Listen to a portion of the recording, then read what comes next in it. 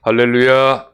예담사이버 아카데미에 오신 여러분들과 또 영상으로 함께 하시는 이 캄보디아 현지인 전도사님들을 환영하고 축복합니다. 그동안 제가 베트남과 캄보디아의 여러 가지 일로 인해서 대략 한 2달 동안 여러분들을 뵙지 못했지만, 자, 이제 새로운 마음으로 다시 전열을 가다듬고 새 출발을 하시길 바랍니다. 자, 구약개론 강의 과목은 모두 3과목이었었죠. 그래서 제1과목은 성경이란 무엇인가, 제2과목은 총론과 제3과목의 그 구약성서의 강론인데, 오래전에 지난 시간에 1과 2과 강의는 끝났고 오늘부터는 제3과인 그 구약성서의 강론을 강의할 터인데, 이 강의는 구약성경의 39권의 성경책을 공부하는 것으로서 다소 긴 시간이 소요되지만, 여러분들은 이 창세기 책부터 말라기 책까지로서 한 권 한 권을 이 강의할 때에 이 구약에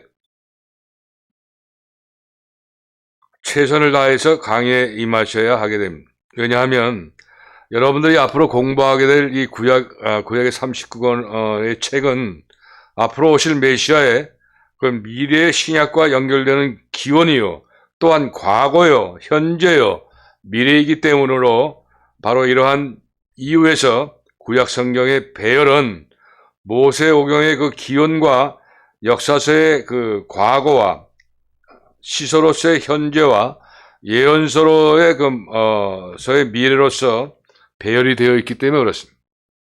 그래서 오신 메시아를 나타낸 그 신약 성경과 하나로 이룬 것을 나타낸 것인데, 이것은 기독교 전통에서의 구약 배열 중에 마지막 3권의 책인 학개, 스가랴, 말라기에서 특히 우리가 알 수가 있는데, 장차 오실 메시아에 대한 그 말씀이 많아지는 현상에서 우리는 이 같은 사실을 알 수가 있게 됩니다.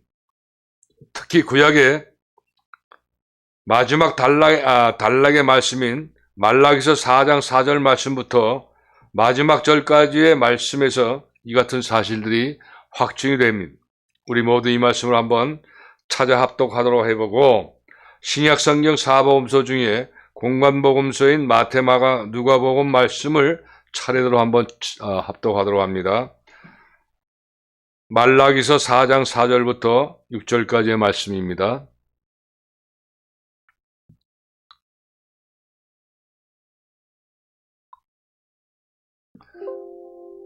자, 다 같이 화면을 보고 합독하도록 합니다. 시작. 너희는 내가 호렙에서 온 이스라엘을 위하여 내 종 모세에게 명한 법, 곧 율례와 법도를 기억하라. 보라, 여호와의 크고 두려운 날이 이르기 전에 내가 선지 엘리야를 너희에게 보내리니 그가 아비의 마음을 자녀에게로 돌이키게 하고 자녀들의 마음을 그들의 아비에게로 돌이키게 하리라. 돌이키지 아니하면 두렵건대 내가 와서 저주로 그 땅을 칠까 하노라 하시니라. 아멘. 다음은 신약성경 마태복음 11장 14절 말씀이에요. 신약성경 마태복음 11장 14절 말씀. 시작. 만일 너희가 즐겨받을진대 오리라 한 엘리야가 곧 이 사람이니라. 아멘. 다음은 마가복음 9장 11절 말씀입니다. 마가복음 9장 11절 말씀.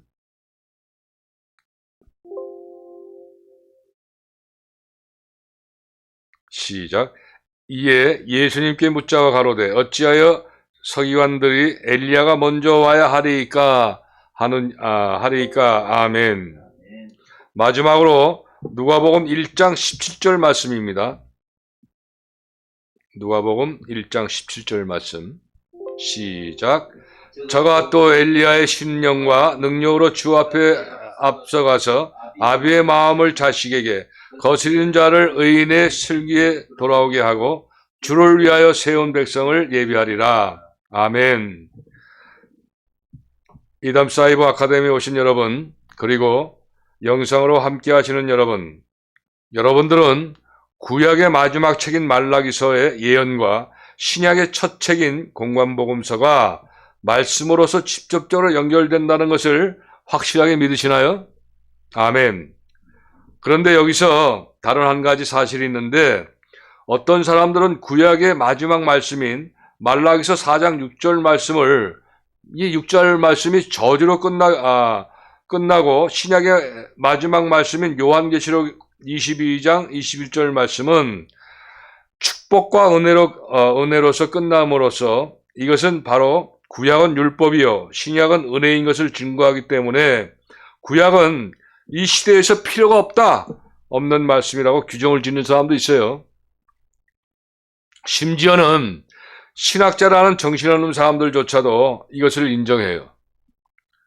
지금이 때가 이 마지막 종말 때라서 그런지 이러한 참남된 현상들이 나타나는 것이지만, 여러분, 이 구약이나 신약은 모두 하나님의 은혜에 기초한 말씀인 것으로서 말라기의 끝절 말씀이 강력한 회개의 권면과 경고로 끝나는 것은 바로 신약의 첫 책인 마태복음에서 세례 요한이 회개하라 천국이 가까웠느니라 라고 설교한 것과 연결시키는 것이에요.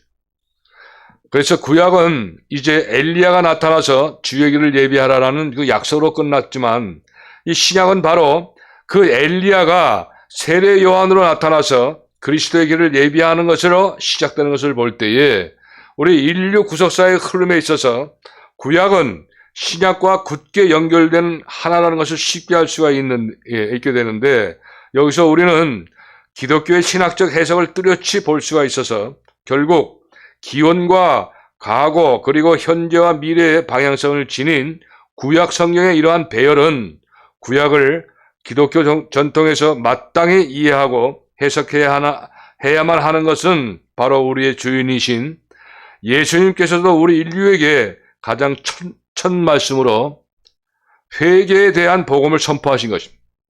이것과 연결되는 거예요. 마태복음 4장 17절 말씀에 이때부터 예수님께서 비로소 전파하여 가라사대 회개하라 천국이 가까웠느니라 하시더라. 아멘. 본 강의를 경청하고 계신 여러분들은 대부분 이제 앞으로 사역자들이 되실 분 때문에 여러분들은 앞으로 성도들을 가르치셔야 합니다. 따라서 지난번 시간에도 이 구약의 명칭과 배열에 대한 공부를 간단하게 했었지만, 구약결론을 배우고 있는 여러분들은 이 구약 성경이 신약과 하나라는 진리가 너무도 소중한다는 것을 여러분들이 조금 더 구체적으로 알아야 가르친 자들을 가르칠 수가 있다는 생각으로서 오늘 구약 성경 강론 강의가 한 권 한 권 시작되기 전에 오늘 다시 한 번 더 자세하게 구약과 신약 성경 말씀이 둘이 아닌 하나 인정을 강의하도록 합니다. 먼저 구약 성경의 배열과 방향에 따른 따른 것은 39권의 책에서 네 가지로 분류가 되죠. 모세오경과 역사서와 시서와 예언서인데, 여기서 모세오경은 역사서에 포함되기도 해요. 모세오경은 창세기, 출애굽기, 레위기, 민수기, 신명기 5권이죠. 그래서 이것은 바로 방향성은 기원을 뜻해요. 기원의 방향. 그 다음에 역사서에 모두 12권이 있죠. 여호수아, 사사기와 룻기와 사무엘상과 사무엘하와 열왕기상과 열왕기하와 역대상과 역대하, 그리고 에스더와 느헤미야와 에스라 모두 12권. 그 다음에 또 한 가지 부류는 시서 또는 이것을 시사서라고도 해요. 욥기와 시편과 잠언과 전도서와 아가서인데 5권이에요. 이것은 방향성은 현재를 방향해 주는 것이에요. 또 마지막으로 예언서는 또 선지자라고도 해요. 그런데 이 선지서는, 이 예언서는 이사야와 예레미야, 에가와 에스겔과 다니엘은 대선지서로 분류가 돼요. 또 그래서 5권이죠. 호세아서부터 말라기까지 요거 12권은 바로 소선지자로 구분을 하면서 요 방향성은 바로 미래에 해당이 되는 것입니다.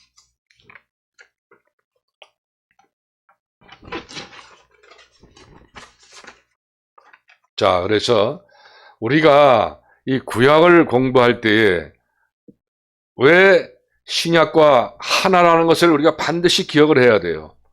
어떤 그 정신 나간 그 신학자처럼 무슨 지금 구약은 필요 없다, 신약만 가지고 구원이 있다, 이런 헛소리가 나오는데, 여러분들은 절대 그런 생각은 요만큼도 가지면 안 돼요. 자세하게 여러분들이 공부하고 또 여러분들이 자세하게 성도들을 가르쳐야 하기 때문에 오늘 이 시간은 굉장히 중요해요.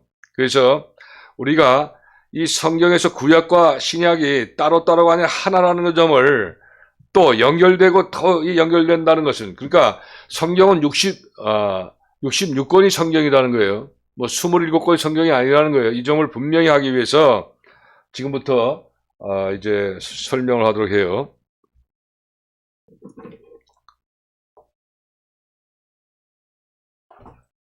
자, 이 예수님 중심에 의한 신부의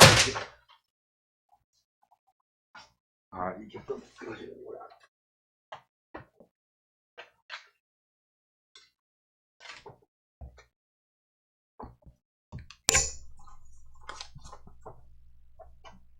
신부에 대한 대조인데, 자, 이 개요는 구약과 신약은 영어의 올드 그리고 뉴 테스트먼트의 약자예요. 자, 이 테스타먼트는 유언 또는 계약이란 그 뜻이 그 라틴어 테스타먼툼의 영어예요, 영어. 그래서 이 계약이란 어떤 구체적 내용을 두고 계약에 참여한 양자를 하나로 묶고, 이 양자는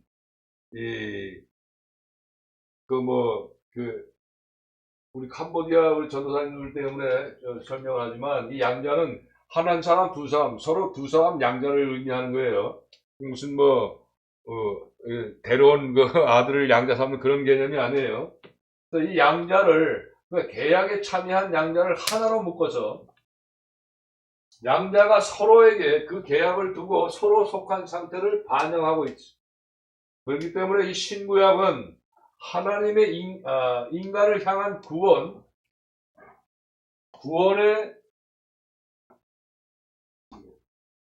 계약이라는 점에서는 동일하지만, 그 계약의 성립 근거가 구약은 율법이고 신약은 복음이라는 점에서 다른 것이에요. 즉, 계약의 목적은 우리에게 계약의 목적은 같으지만 근거가 다르므로 구약과 신약으로 분리게 된 것이, 그러므로 양자의 내용을 비교해 보는 것은 신약 시대에 사는 우리에게 구속사의 전개와 계약의 소중함을 더욱 선명하게 깨닫게 해주는 것이에요. 그러나 여기 양자의 비교는 구속사의 전개상에서 율법과 복음의 역할 차이일 뿐이지, 구약의 율법이 약해서 그런 것은 아니다 하는 뜻이에요. 오히려 이 양자, 구약과 신약은 인간의 구원이란 한 목적하에 서로 통일된 것으로 분류할 수가 없는 거예요. 바로 구약은 신약을 향해 열려 있고 신약은 구약을 포함하고 있는 거예요.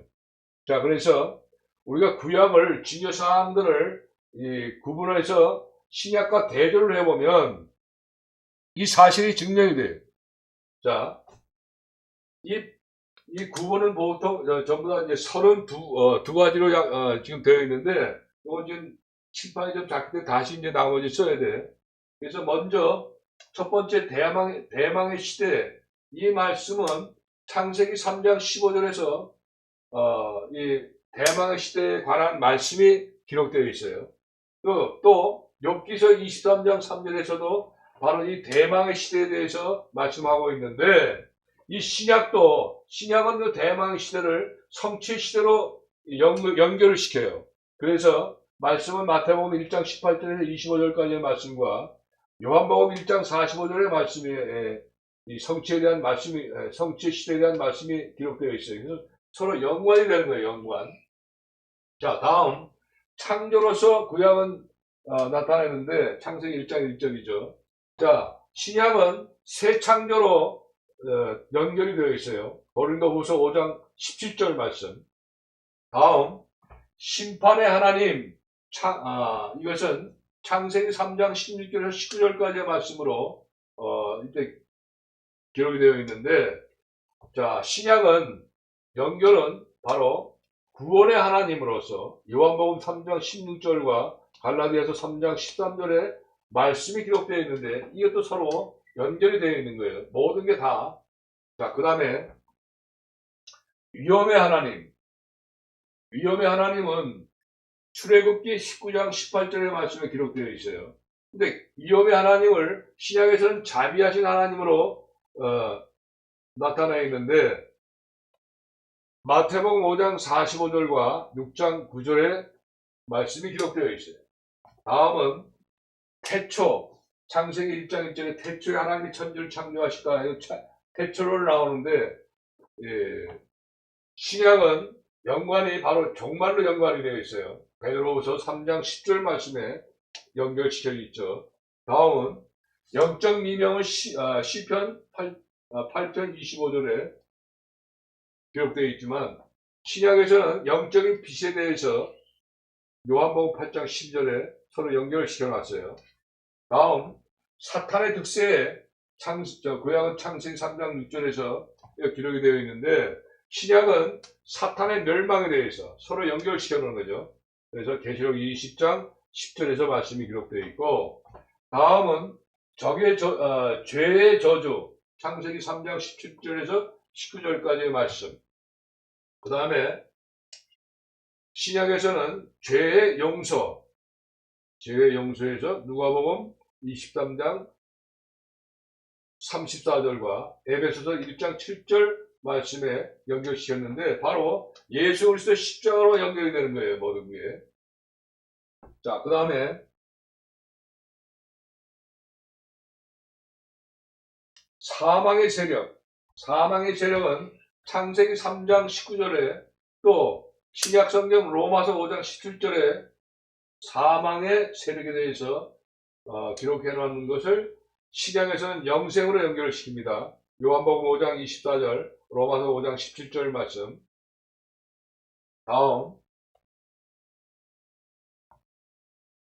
6월절의 속죄제물 출애굽기 12장 3절에서 7절까지의 말씀으로 기록되어 있는데 신약 연결의 속죄한 그리스도, 속죄한 그리스도로 요한복음 2장 9절에서 고린도전서 5장 7절에 서로 연결시켜 되어 있어요.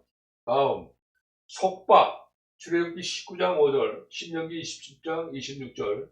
신약에서는 자유로 요한복음 8장 30절에서 갈라디아서 5장 1절에 서로 연결이 되어 있죠.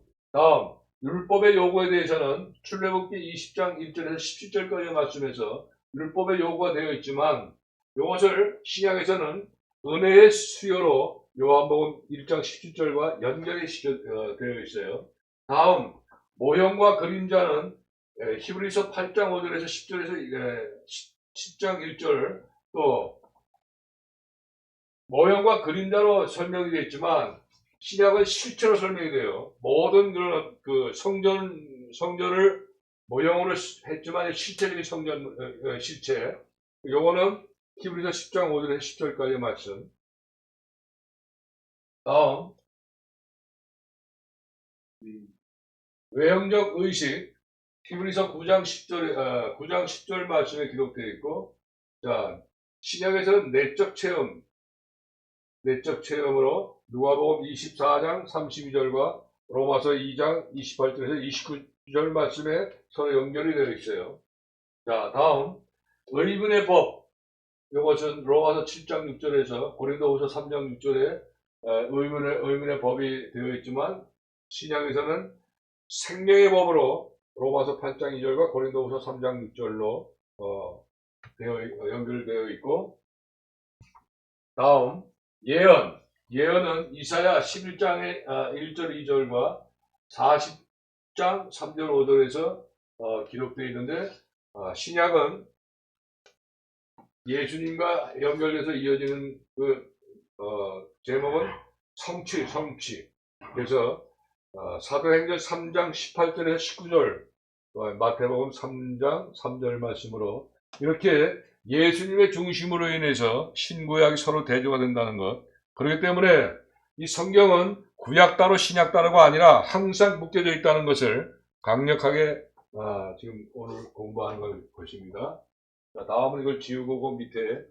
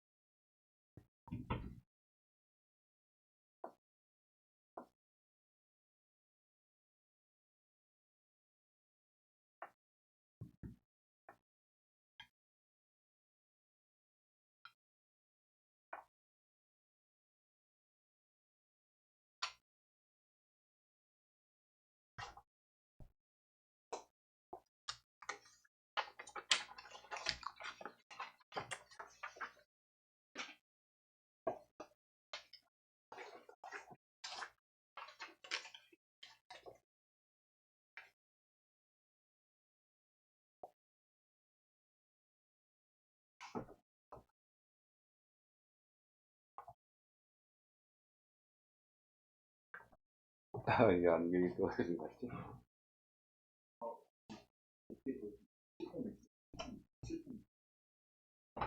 여기 또 목사님 더 잘 보이시네.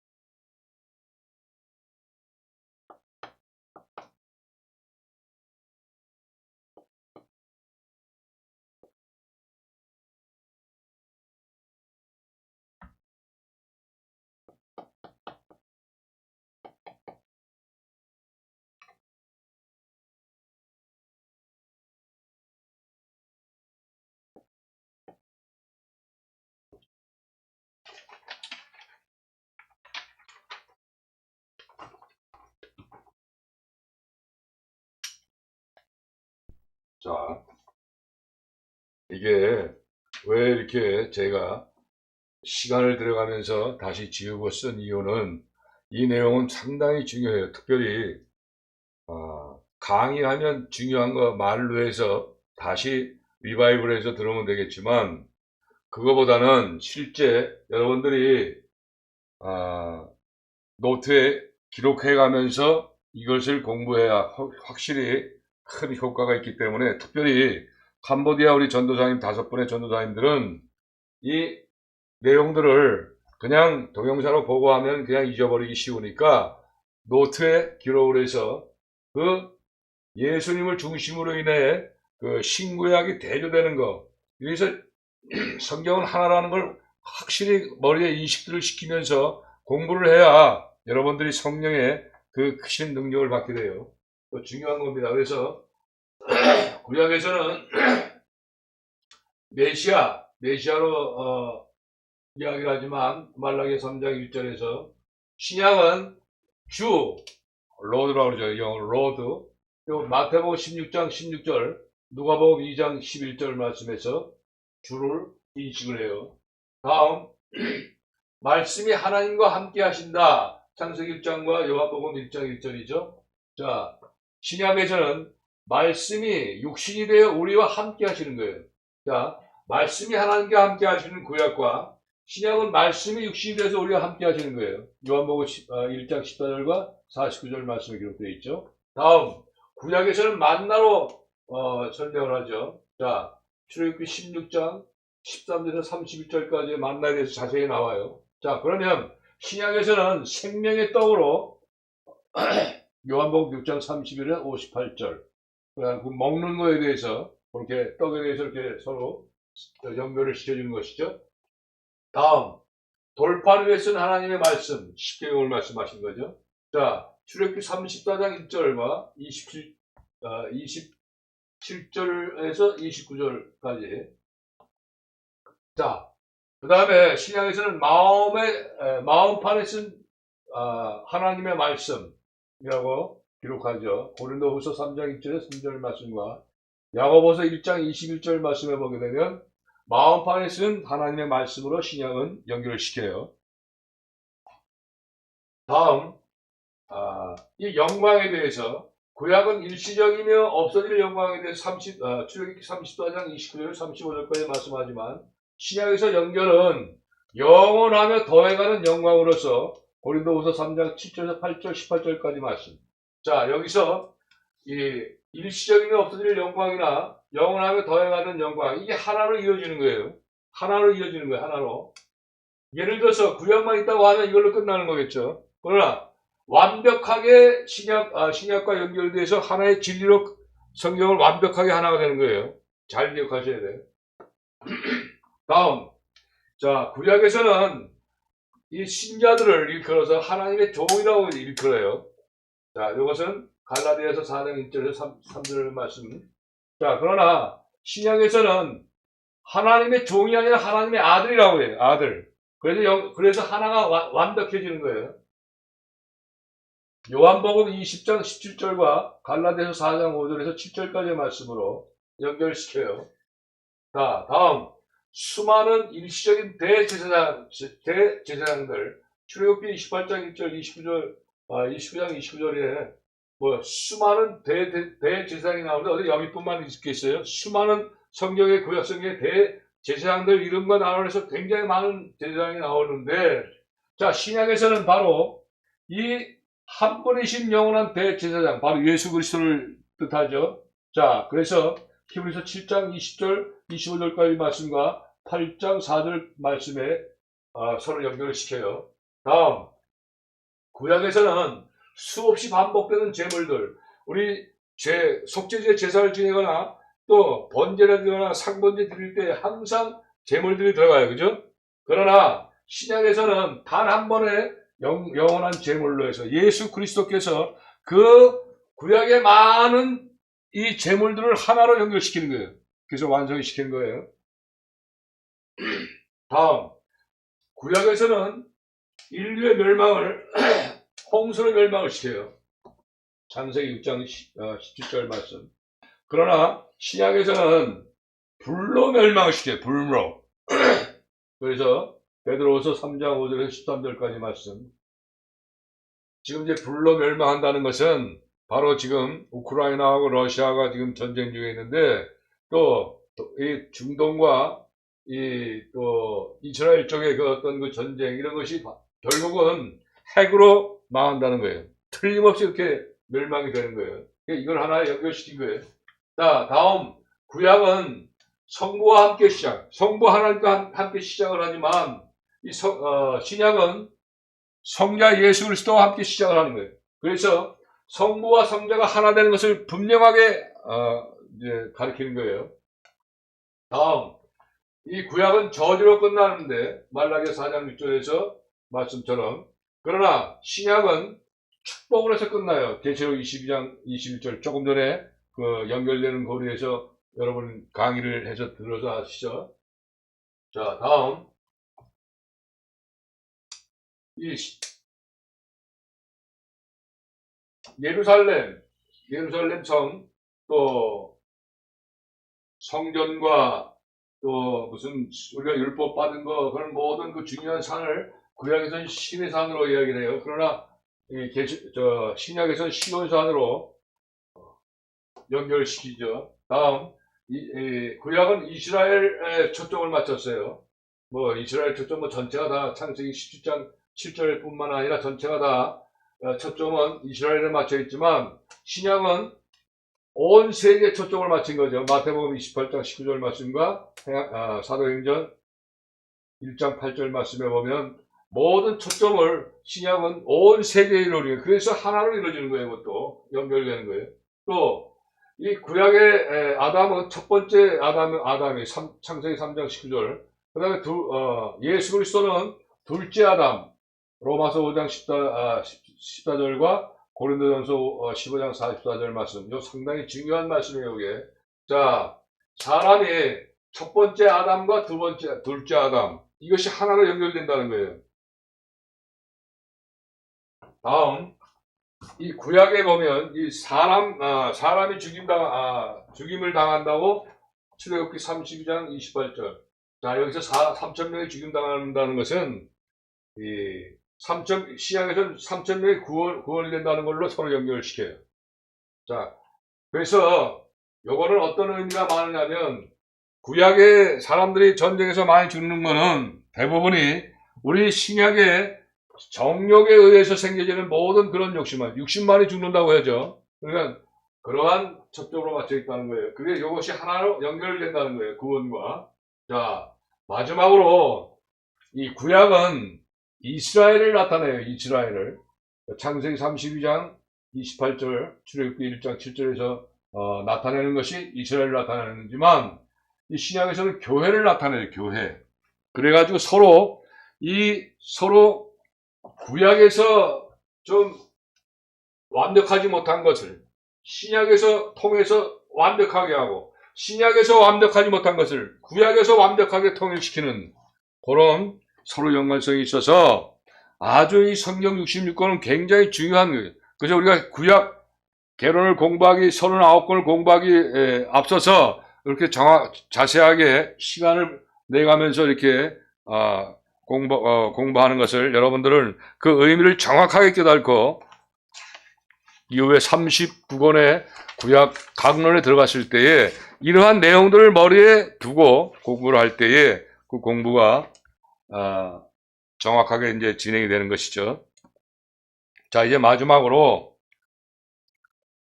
구약 10계명과 신약 2계명과 율법 계시 7단계에 대해서 이제 설명을 하게 되는데, 자, 우선 시간상 원래는 이 구약 계명과 신약 2계명도 이렇게 칠판에 써가지고 여러분들에게 자세하게 설명을 하려고 했지만, 또 너무 시간이 지나면 여러분들 그런 관계상 그냥 말씀으로 전하겠습니다. 자, 구약의 10계명과 신약의 2계명, 이것은 개요로 설명하자면 이 계명, 이 커멘트먼트, 이거 뭐 쓰게 되면 이제 영어가 이제 나오는데, 자, 이 계명은 하나님과 인간의 약속인 언약, 그러니까 테스트먼트와 또 커버넌트, 이거와는 달리 하나님께서 언약 공동체에게 그 은혜 언약의 참뜻을 현실 생활에서 어떻게 적용할 것인지에 대한 규범을 세우시기 위하여 가장 기초적인 윤리적 명령을 주신 것입니다.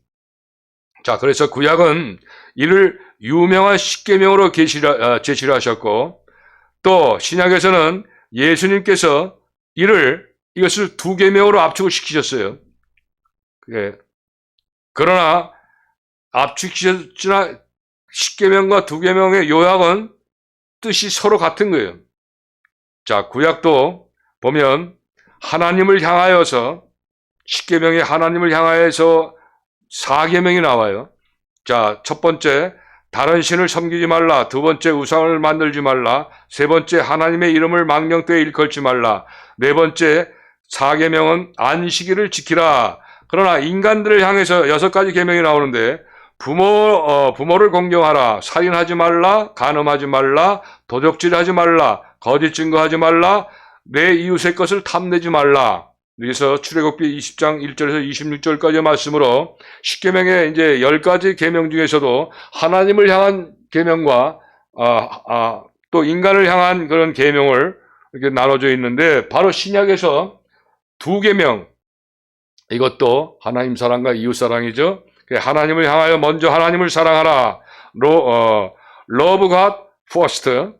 인간을 향하여 이제 계명을 주셨는데, 내 이웃을 내 몸과 같이 사랑하라. 바로 Love neighbor as self 해가지고 하나님 사랑과 이웃 사랑과 이 2계명과 10계명에 대한 그런 10계명이 다 하나로 연결되는 거예요. 그렇기 때문에 방금 말씀드린 것처럼 하나로 여러분들이 항상 인식하고 이 39권을 공부해야 돼요. 자, 마지막으로 율법 계시 7단계에 대해서 좀 시간이 가도 그림을 그려가면서 이제 말씀을 해드릴게요.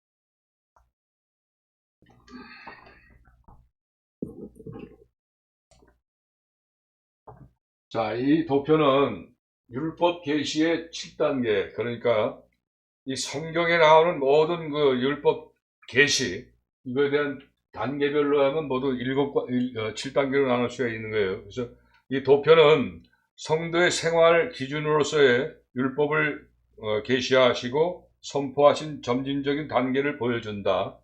율법은 먼저 하나님께서 지으신 자연을 통해서 나타났고, 그 다음에는 인간의 양심에 의해서 기록됐고, 그러니까 인간의 양심의 마음에 새겨졌다 그 말이에요. 그 다음에 세 번째 단계로서는 골판에 기록이 되어서 나타났어요. 그래서 그 뒤 좀 더 광범위하고도 완전한 모습으로 성경에 기록돼요. 성경의 기록을. 로마서 5장 4절 말씀에 네 번째 단계로서 성경에 기록이 되는 그런 것을 종합시키고 보여주는 거예요. 그 다음에 이어서 제5단계로는 이 진리의 완성자로 이 땅에 오신 예수님의 일생을 통해서 복음의 명령으로 더욱더 승화를 된 거죠. 그러니까 성육신 하신 그리스도를 통해 복음으로 승화가 된 거예요. 그러니까 이 계시 단계가 5단계가. 자, 6단계는 하나님께서는 율법이 종국에는 인간들의 마음에 새겨지고 이 세상을 사랑할 그들의 삶을 통해서 그대로 구원되시기를 되기를 원하신 거죠. 자, 그러니까 6단계를 성도의 마음에 기록시키고 히브리서 8장 4절에서 자, 마지막으로는 이 성도들의 삶에서 드러나는 것으로 고린도후서 3장 23절. 그러니까 이 성경의 말씀들은 그냥 말씀으로 듣고만 행함이 없다면 삶에서 드러날 수가 없어요. 그러니까 이 율법의 계시 7단계는 1단계에서부터 7단계까지 다 이루어져야 그래야 구원의 완성을 이루어질 수가 있다는 거예요. 아주 중요한 말씀이에요, 이게.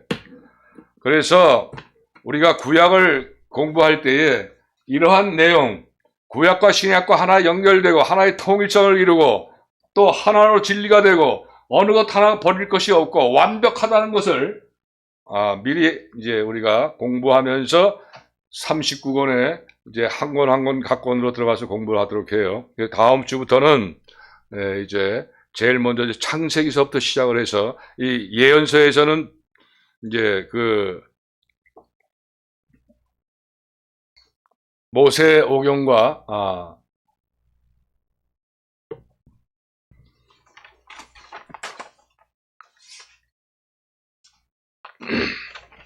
역사서, 예언서가 아니라 역사서에 모세오경과 이제 12권의 그 역사서 책이 있는데 제일 먼저 이제 창세기서부터 시작할게요. 다음 주부터. 그러니까 이러한 내용들을 미리 다 알고 시작을 공부할 수 있도록 특별히 오늘 이 강의한 것은 조금 시간이 걸렸다고 하지만 여러분들이 다시 한번 이 칠판에 쓴 내용들을 다시 한번 여러분들 노트에 기록을 하면서 일단 이 성도들 마음에 기록하라고 한 것처럼 여러분들 그 마음에 기록 새기셔서 이제 나머지 구약 개론의 공부에 임하시기를 바라요. 감사합니다. 수고들 하셨습니다.